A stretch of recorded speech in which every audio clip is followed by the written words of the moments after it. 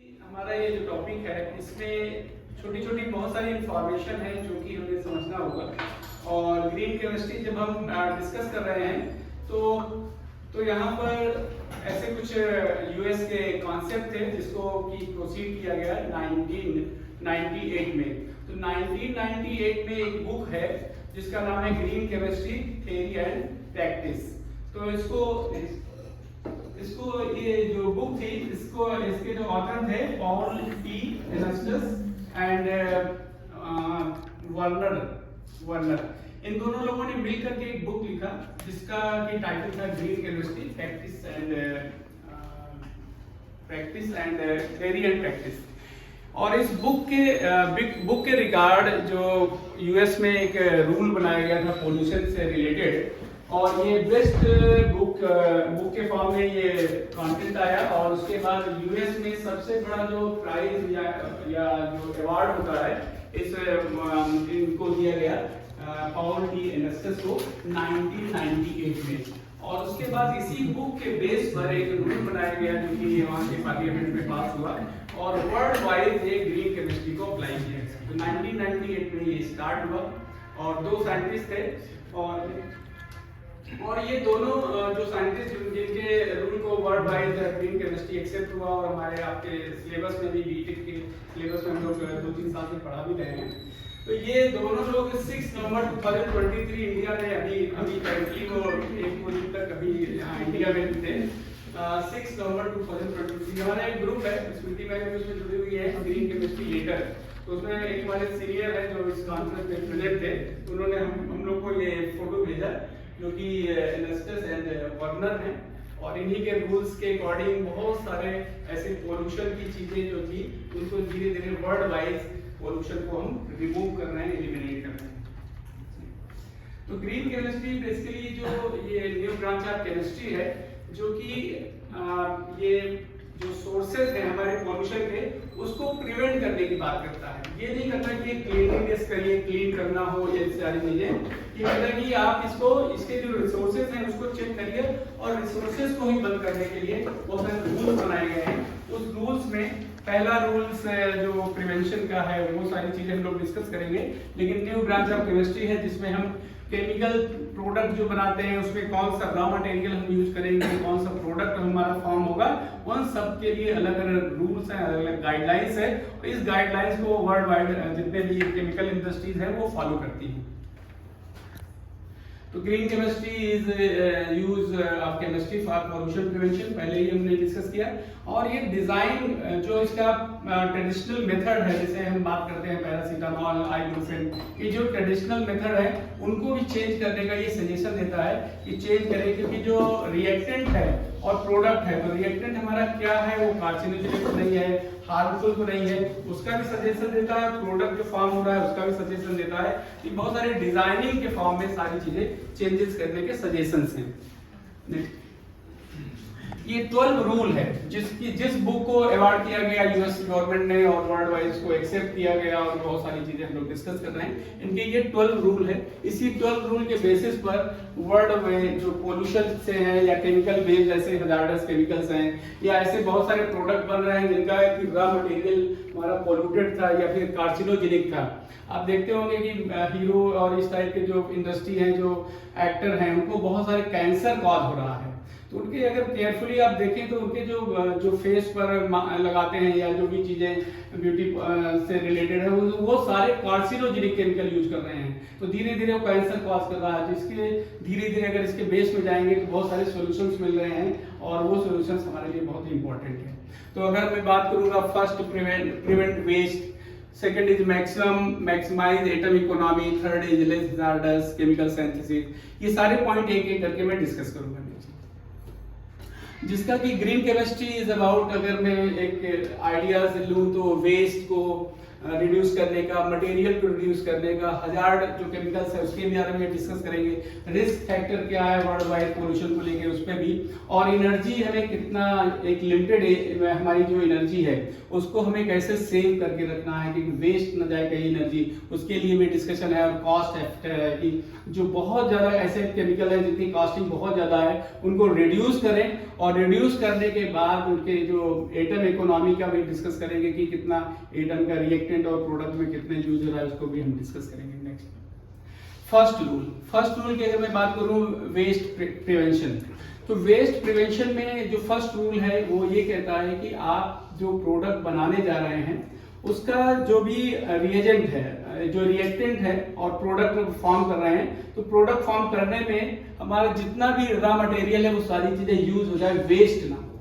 तो सोर्सेज, क्योंकि हम देखते हैं कि बहुत सारी ऐसे पॉल्यूशन काजिंग ऐसे केमिकल्स बहुत सारे हैं जिसमें कि हम वेस्ट, जैसे ए से बी बनाया प्रोडक्ट और सी हमारा वेस्ट हो गया, उस वेस्ट को प्रिवेंट करने के लिए हम लोग कहते हैं कि उसको ऐसा कुछ हम रिएक्शंस में कैटलिस्ट यूज करें या ऐसे रिएजेंट यूज करें या ऐसे सॉल्वेंट यूज करें जिससे कि वेस्ट ना हो। जैसे घर में हम कोई सब्जी या इस टाइप की चीजें कट कर रहे हैं तो हम बहुत सारे पार्ट को यूज कर लेते हैं, बाकी वेस्ट के फॉर्म में कर देते हैं। ऐसे ही केमिस्ट्री के फॉर्म में भी है, बहुत सारी चीजें तो हम यूज कर लेते हैं लेकिन उसका रॉ मटेरियल अगर आप देखें केमिकल इंडस्ट्री के बाहर जाके देखें तो ऐसे बहुत सारे केमिकल्स हजार्डस एक्सप्लोर करके वहां पर हैं जो कि हमारे लिए आने जाने में बहुत सारी चीजें ऐसे हो रही हैं। ऐसे बहुत सारे फ्यूल भी हम बहुत सारे गवर्नमेंट उसको परमिशन नहीं देती, उसका जो बाई प्रोडक्ट है वो हजार्डस है, इसीलिए उसकी कॉस्ट कम होने के बाद भी उसको यूज नहीं कर पाते हैं। तो हमारे हेल्थ के लिए क्या सही है क्या नहीं है उसके लिए गाइडलाइंस है।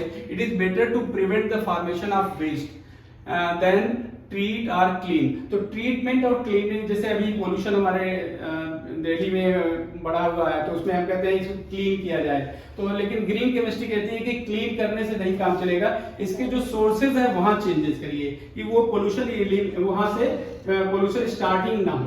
तो स्टार्टिंग को ये प्रिवेंट करने की बात करते हैं। Chemical waste is undesirable products from chemical reactions. They are usually hazardous to environment. ये हम सब जानते हैं कि कोई भी केमिकल अगर ऐसे प्रोडक्ट बन रहा है तो hazardous फॉर एनवायरनमेंट है। अब ये सारी चीजें हो रही है कि हम लोग ये एक जानते हैं कि prevention is better than cure. ठीक, तो प्रिवेंशन यानी कि क्योर हमें करने की, कोई बीमारी हुई है तो उसको क्योर करना है, ना कि उसको मेडिसिन दे करके इमीडिएट वहां पर रोक दिया जाए। ऐसे बहुत सारी चीजें हम लोग जनरल इंडियन है उसमें यूज करते हैं। हम लोग प्रीवियस गांव में रहते हैं तो बहुत सारे ऐसे पहले से चलन हमारे यहाँ रहा है, लेकिन ये रूल चूंकि यूएस से बन के आया है, जो इंडस्ट्री या हर कंट्री इसको अप्लाई कर रही है, लेकिन इन बिल्ड हम लोग पहले से जानते हैं कि कोई भी बीमारी होने के पहले हम उसको पहले से क्योर कर लें क्योंकि मेडिसिन हम क्यों खाएं। तो ऐसे बहुत सारे केमिकल्स हैं जो केमिकल्स हम बना रहे हैं। जैसे एक सबसे इम्पोर्टेंट है बेंजीन। बेंजीन इथीन के साथ रिएक्शन करता है कैटलिस्ट के साथ और उससे एक प्रोडक्ट बनाता है जिससे हम कार और ये सब जो टायर वगैरह होते हैं उससे बनाते हैं। और बेंजीन हमारे लिए कार्सिनोजेनिक है, यानी कि कैंसर कॉज करता है बेंजीन के प्रोडक्ट। लेकिन अभी बहुत सारे ऐसे प्रोडक्ट हैं जो बेंजीन से बनाए जाते हैं, तो बेंजीन वाले प्रोडक्ट जो कार्सिनोजेनिक है बहुत सारे कैंसर कॉज हो रहे हैं। तो उसका ये ग्रीन केमिस्ट्री सजेस्ट करती है कि कहीं भी आपको रॉ मटेरियल अगर बेंजीन मिल रहा है तो आपको कैंसर कॉज करेगा, तो बेंजीन को ही रोक दिया जाए। ये हम लोग ये जो यूज करते हैं इसमें जाइलिन यूज किया जा रहा है, तो जाइलिन यूज कर रहा है, पहले बेंजीन यूज करते थे इसमें, अब जाइलिन यूज हो रहा है जो वो कार्सिनोजेनिक नहीं है। तो ऐसे बहुत सारे प्रोडक्ट हैं जो चेंज किए गए आफ्टर ग्रीन केमिस्ट्री रूल। ठीक है, ये ग्रीन केमिस्ट्री रूल के बारे में हम लोग छोटी छोटी चीजें देखेंगे। तो इसमें ये लिखा है कि soap and water cost less than doctors and medicine. तो डॉक्टर की जो फीस है और मेडिसिन की जो कॉस्ट है वो बहुत ज्यादा हो जाती है। तो अगर आप केमिकल के टच में आए हैं, तो जब तक उसको आप रिमूव ना कर दें, बहुत क्लीन ना कर लें, तब तक उसको कोई भी फूड आइटम नहीं खाना चाहिए, क्योंकि उससे बहुत बार कहीं ना कहीं वो आपकी बॉडी के में इफेक्ट करेगा। नेक्स्ट, ये सिंबल्स हम लोग देखे हैं। ये सिंबल्स तभी आए हैं जब ग्रीन केमिस्ट्री यहाँ पर 1998 से ये स्टार्ट हुआ है और इंडिया में आते आते अगर आप देखें तो करंटली ये सारी चीजें हो रही हैं। और ये सिंबल्स हमने देखना शुरू कर दिया है कि पेपर, ग्लास और मेटल्स के लिए अलग अलग बकेट है जो भी वेस्ट हो उसको हम यूज करें। तो रीयूज रिसाइकिल का जो कॉन्सेप्ट आया है वो ग्रीन केमिस्ट्री के पहले भी था, लेकिन ग्रीन केमिस्ट्री इसको सजेस्ट करती है ऐसे प्रोडक्ट जो रीयूज कर सके उनको रीयूज करिए या रिसाइकिल कर लें, ऐसे वेस्ट हमें नहीं करना है। तो या तो वेस्ट करें, अगर वेस्ट नहीं रोक पा रहे हैं तो उसको हम रीयूज रिसाइकिल करें। तो इस टाइप के बहुत सारे सजेशंस हैं किस टाइप के हजार्डस हैं जो एनवायरनमेंट को हजार्ड करेंगे, जो एनवायरनमेंट के लिए प्रॉब्लम करेंगे, उनसे हमें प्रिवेंट करना है। ये सभी all waste not included in hazardous, जितने वेस्ट निकल रहे हैं जरूरी नहीं कि सारे हजार्डस हो, लेकिन कुछ हजार्डस हैं जिनको हमें प्रिवेंट करना होगा, उनके टच से दूर भी रहना होगा। नेक्स्ट, ये इंडिया की नहीं वर्ल्ड वाइज हमारी ये प्रॉब्लम बनी हुई है कि ये जितने भी वेस्ट हैं जो हम यूज कर रहे हैं, चाहे घर में यूज करें, घर में बहुत सारे हमारे केमिकल्स, ऐसे बहुत सारे बोतल, बहुत सारे ऐसे कप सिरप, ऐसे बहुत सारे एक्सपायरी केमिकल्स घरों में रखे हुए हैं, कंटिन्यूस में इलेक्ट्रॉन निकलते रहते हैं, बॉडी में पेनिट्रेट करते हैं। तो जहां भी केमिकल रखा हुआ है, जहां पर आपकी मेडिसिन ऐसी रखी हुई है जो एक्सपायरी है, उनसे आप दूर रहें या उसको एलिमिनेट कर दें, घरों से भी बाहर भी। ऐसे प्लास्टिक्स की बोतल जो आप ज्यादा लॉन्ग टाइम यूज कर चुके हैं उसको वेस्ट में डाल दीजिए, क्योंकि ये सब कार्सिनोजेनिक कॉज करते हैं। अगर कार के अंदर बैठे हैं, पहले से आपने बोतल रखा है और हाई टेम्परेचर में कार खड़ी हुई है और वो बोतल आप वाटर पी रहे हैं तो कार्सिनोजेनिक कॉज करेगा, कैंसर कॉज करता है। ऐसे अगर गाड़ी हम लॉक करके रखे हैं और हाई टेम्परेचर हो गया, उसके अंदर बहुत हीट हो रही है, तो पहले विंडो ओपन करें तब देन बैठे, क्योंकि उसके अंदर जो गैस बन रही है वो कार्सिनोजेनिक गैस है। ये हम इससे बच नहीं पा रहे हैं, लेकिन इससे हमें प्रिवेंट करना होगा, क्योंकि आप देख रहे हैं कि बहुत सारी ऐसी बीमारियां हैं जो पता ही नहीं चलती है मुझे क्यों हुई, तो उसके लिए सारे रिस्पॉन्सिबल हैं। और ये वार्निंग है केमिकल वेस्ट का, हमारे घरों में जो वेस्ट है उसको निकालना शुरू करें। ये जो कॉन्सेप्ट फैकल्टी सेमिनार था, इसमें मुझे बड़ा अच्छा लगा कि ये बातें हम अपनी बात जो ऐसे फैकल्टी के पास जानी चाहिए, एक प्लेटफॉर्म है जो इसके माध्यम से हम लोग डिस्कस कर रहे हैं। तो बहुत सारे केमिकल्स हैं घर में, है ऐसी चीजें हैं, इनको निकालना शुरू करें। और ये वर्ल्ड वाइड प्रॉब्लम बनी हुई है, तो सोर्सेज को बंद करने का जो सजेशन है उसको हम लोग को भी सपोर्ट करना होगा। सेकेंड रूल है, ये 3 पार्ट में हमने बनाया है, इसमें जितने भी टाइम के साथ हो जाएगा ठीक है, नेक्स्ट पार्ट में करेंगे। तो सेकेंड रूल जो है ये बेरी एंड ट्रोस्ट का है, जो स्टैनफोर्ड यूनिवर्सिटी के हैं, जिन्होंने इसके लिए रूल किया है कि अगर ए और बी मिल करके कोई प्रोडक्ट बनाते हैं, सी कोई प्रोडक्ट बन रहा है, लेकिन ए एंड बी ये सारा कुछ यूटिलाइज होता रहा है यहाँ पर, तो ये प्रोडक्ट क्या है, हाई एटम इकोनॉमी होगा। यानी कि सारी चीजें आप यूज कर लीजिए घरों में, जैसे मान ली सब्जी काट रहे हैं कुछ चीजें, तो सारी चीजें आप यूज कर लीजिए, स्टेम भी, लीव भी, फ्लावर भी, सारी चीज यूज करके आप यूटिलाइज कर रहे हैं, इसका मतलब कि वो 100% इकोनॉमी हो गई। ऐसे ही how many of the atoms of the reactants and incorporated into final product, तो जो फाइनल प्रोडक्ट हो रहा है उस फाइनल प्रोडक्ट में कितना एटम इकोनॉमी है उससे हम डिस्कस कर सकते हैं, उसकी कॉस्टिंग डिस्कस कर सकते हैं। मान लिया ये प्रोडक्ट बन रहा है और ये 8 + 2 यहाँ पर 100 बन गया, तो 100% हो गया। अगर यहाँ पर रॉ मटेरियल कोई भी यूज हो रहा होता या साइड रिएक्शंस होती, तो वो हाई एटम इकोनॉमी को हम लोग कम करते हैं। नेक्स्ट एग्जाम्पल में है इसके कैलकुलेशन का भी है कि जितने भी डिजायर प्रोडक्ट बन रहे हैं, जितने भी सारी चीजें हो रही हैं, चाहे वो रिएक्टेंट हो चाहे वो प्रोडक्ट हो, उनके टोटल मास को अगर कर लेते हैं और रिएक्टेंट को करते हैं इनटू 100, तो वो जितनी वैल्यू आएगी वही उसका एटम इकोनॉमी होगा। अगर इसकी बात करें तो 100% इकोनॉमी की सजेशन करती है, गवर्नमेंट भी सजेस्ट करती है, और ये रूल जो है ग्रीन केमिस्ट्री का वो भी सजेस्ट करती है। एक एग्जाम्पल लेके हम लोग समझेंगे। जैसे यहाँ पर एक है ब्यूटनॉल है और ये NaBr के साथ रिएक्शन करता है सल्फ्यूरिक एसिड के साथ, तो यहाँ पर ये पर्टिकुलर 138 इसका मोलर मास है ब्रोमेन, और इसके साथ ये बाई प्रोडक्ट है और ये आपका है, ये तो ये वेस्ट हो गया, ये वाटर है, वाटर तो आपका इवेपोरेट होगा या जैसे भी है। तो अगर आप रिएक्टेंट की बात करें तो ये रिएक्टेंट का मोलर 74 और 103 है, 74 और 103, और यहाँ पर ये मास इसका है जो ये सल्फ्यूरिक एसिड का ये बाई 100, ये जो आपका डिजायर प्रोडक्ट है 137 है। अगर आप इसको 100 से मल्टीप्लाई करें इसको, तो ये 9 जो हमारा रिएक्टेंट था, ये पूरा रिएक्टेंट था, और प्रोडक्ट जो डिजायर प्रोडक्ट है हमारा, ये जो प्रोडक्ट डिजायर है जिसकी हमें रिक्वायरमेंट है, इसमें इसके सारे एटम यूज होने चाहिए, लेकिन सारे एटम ना यूज होकर के बाई प्रोडक्ट बना रहा है जो कि हमारे लिए हजार्डस है या हमारे लिए वेस्ट है। तो ये जो वेस्ट हो रहा है अगर आप देखें तो 49.8% है। तो अब गवर्नमेंट भी कह रही है कि जितने आप प्रोडक्ट बना रहे हैं उसका एटम इकोनॉमी आप शो करिए। अगर इनको एटम इकोनॉमी शो कर रहे हैं तभी आपका प्रोडक्ट मार्केट में जाएगा। अगर आपने मार्केट से इतनी सारी चीजें ली है और वेस्ट कर रहे हैं एनवायरनमेंट में और ये एनवायरनमेंट में जा रहा है तो हमारे लिए हजारडस कॉज करेगा, पोल्यूशन कॉज करेगा। तो ये कैलकुलेशन है कि 49% ही हमने यूज किया, ये रॉ मटेरियल है तो 49 प्रोडक्ट में गया और बाकी कहाँ गया, तो उसके लिए भी कैलकुलेशन सारी चीजें हैं। तो एटम इकोनॉमी नेक्स्ट, तो एटम इकोनॉमी के एग्जाम्पल भी है कि ये बेंजीन है, ये बेंजीन है। अगर ये 4.5 जो ऑक्सीजन है इसके साथ रिएक्ट करके बनाता है ये डिजायर प्रोडक्ट कार्बन डाइऑक्साइड और दिस, अगर आप इसका कैलकुलेट करें तो 44% है। ऐसे ही अगर बात करें डाइन और फाइल हम लोग रिएक्शंस करते हैं इन जनरल, तो प्रोडक्ट बन गया यहाँ एडक्ट, ये प्रोडक्ट बना, ये 100% यूज हो गया, यानी कि ये और ये मिलकर के एक ही प्रोडक्ट बना, दूसरा साइड प्रोडक्ट नहीं बना। इसका मतलब यहाँ 100% इकोनॉमी हो गया, यहाँ पर 44%। बहुत सारी चीजें यहाँ पर आपका वेस्ट हो गया। तो ये जो वेस्ट हो रहा है, जैसे कार्बन डाइऑक्साइड भी निकल रहा है, ये सारी चीजें हमारा जो इन्वायरमेंट में जो टेम्परेचर इंक्रीज करेगा, ये सारी चीजें इफेक्ट डालेगा। नेक्स्ट थर्ड रूल है कि लेस हजार्डस केमिकल सिंथेसिस। तो केमिकल सिंथेसिस जो हो वो लेस हजार्डस हो, यानी कि आपको पता रहे कि कौन सा रिएक्टेंट कौन सा प्रोडक्ट बन रहा है, तो less hazardous. Whenever chemical synthesis methodology should be designed to use and generate substances that causes little or no toxicity to human health and environment। तो ये जो हेल्थ एनवायरनमेंट की बात हो रही है, बहुत सारे पोल्यूशन की ऐसी बात हो रही है, बहुत सारी ऐसी टॉक्सिक की वजह से बहुत सारी ऐसे बीमारीज हैं जिनको के लिए ये रूल है health hazard. A chemical that can have acute or chronic health effect is a health hazard।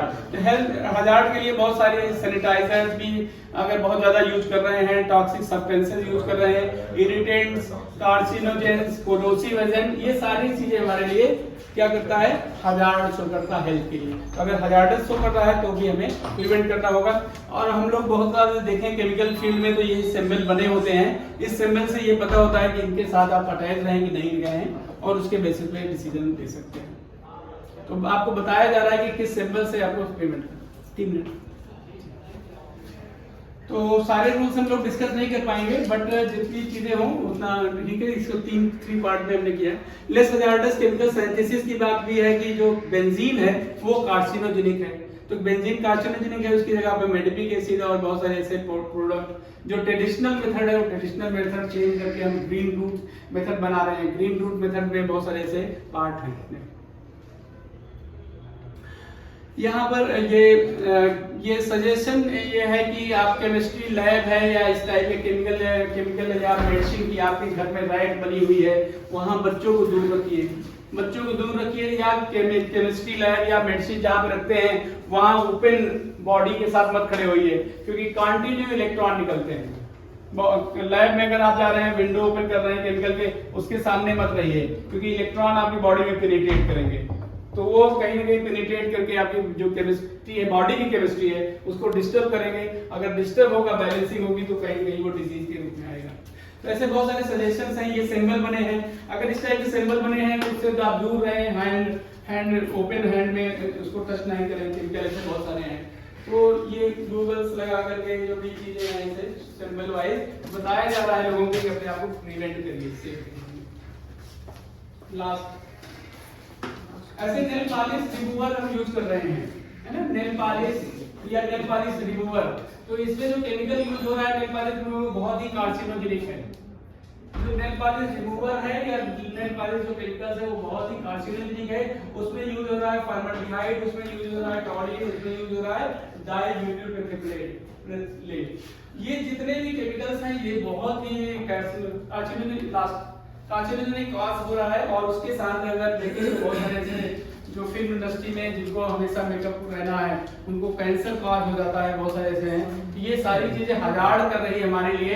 ये मतलब हम दूसरे पार्ट में भी देखें, चाहे हेयर कलर हो, चाहे नेल पॉलिश रिमूवर हो, ऐसी सारी चीजें हैं, वहां पर सभी हम केमिकल्स के बीच में फंसे हुए हैं। उनसे निकल करके बहुत सारी चीजों से हमें प्रिवेंट होना पड़ेगा और लोगों को सजेस्ट भी करना पड़ेगा। Thank you all.